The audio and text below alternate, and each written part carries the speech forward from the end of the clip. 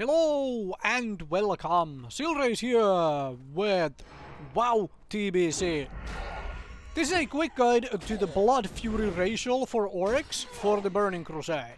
I wanna talk a little bit about this because there might be somebody out there who is thinking of rolling a new character for the Burning Crusade and is looking at Orc as a possible potential option for a race. So there is going to be big changes to Blood Fury racial for TBC in the Burning Crusade.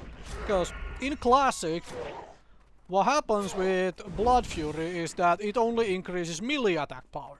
So for example, for the Hunter, it does not actually increase the damage for the bows. It only increases melee attack power.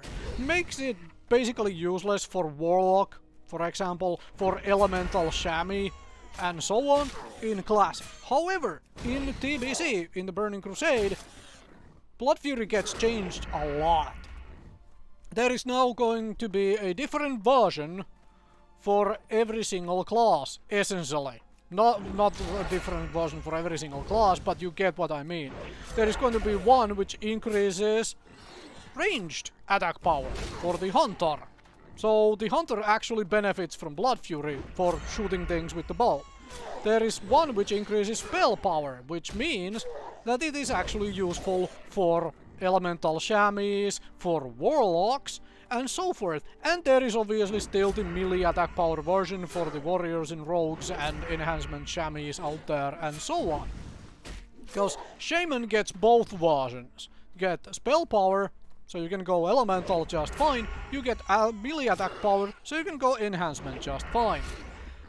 So those are pretty big changes, and if you are looking at an Orc as a possible option, this is something you may want to consider, because, you know, Blood Fury changes a whole lot. Something which does not change is that Blood Fury is still triggers global cooldown when you activate it.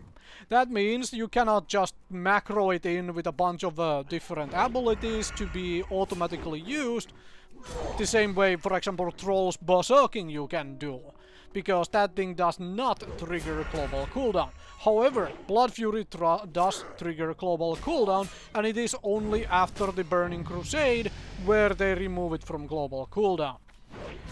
Hopefully that was helpful. Hopefully this helps somebody out there to make informative decisions on their race, whether you decide to then go for Orc or not. Anyway, hopefully this was helpful. Thank you very much for watching.